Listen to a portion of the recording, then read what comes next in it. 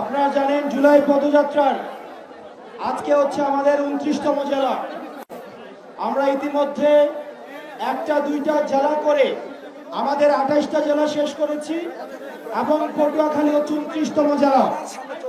বাংলাদেশের ইতিহাসে পূর্বের কোন রাজনৈতিক দল নেই যে রাজনৈতিক দল জনমানুষের কাছে ছুটে গিয়েছে, কাছ থেকে নিজ থেকে মানুষের সমস্যা শুনেছে।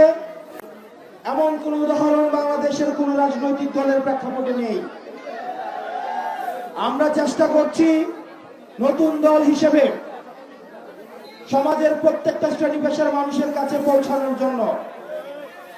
আমরা আন্দোলনে যারা সরাসরি অংশগ্রহণ করেছে আমরা তাদের কাছে পৌঁছেছি।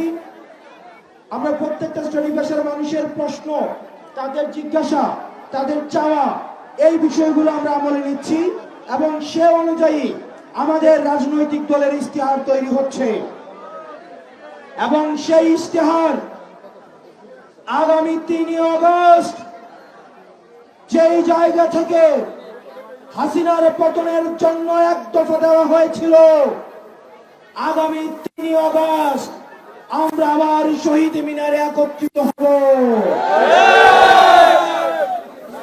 গত বছরের ৩ আগস্ট ছিল হাসিনা পতনের ইশতেহার, এই বছরের ৩ আগস্ট হবে স্বৈরাচার মুক্ত বাংলাদেশ গঠনের ইশতেহার।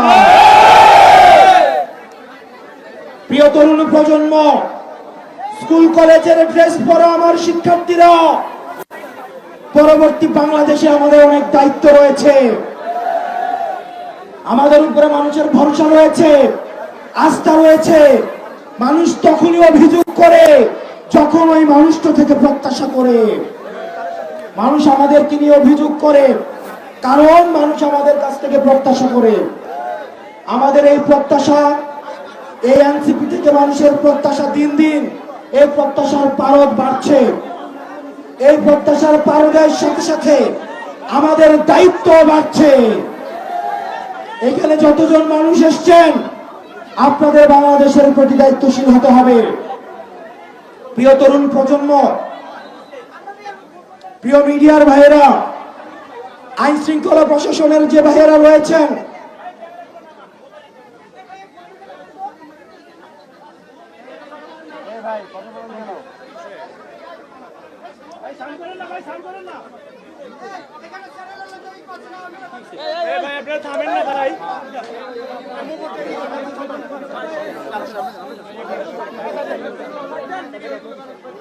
প্রিয় পটুয়াখালীবাসী, আমরা এনসিপির প্রতিনিধি হিসাবে আপনাদের সামনে আপনাদের সন্তানদের রেখে যাচ্ছি।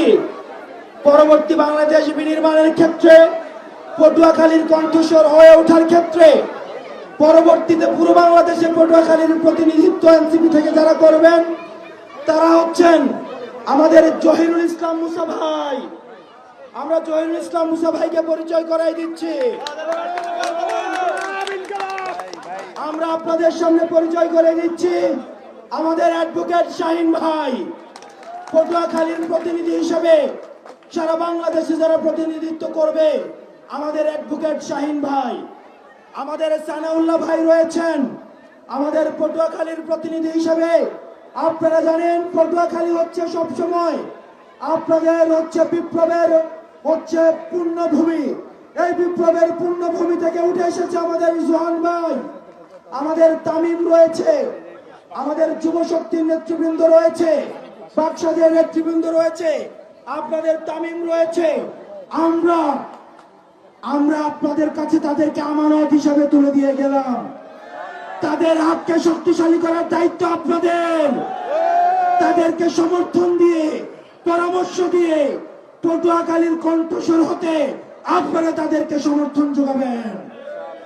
প্রিয় পটুয়াখালীবাসী, আপনাদের সাথে লড়াইয়ে দেখা হবে। আমাদের পরবর্তী যুদ্ধটা আরো বেশি কঠিন। আমরা বলতে চাই, বাধা দিলে বাঁধবে লড়াই এবং এই লড়াই আমাদের জিততে হবে।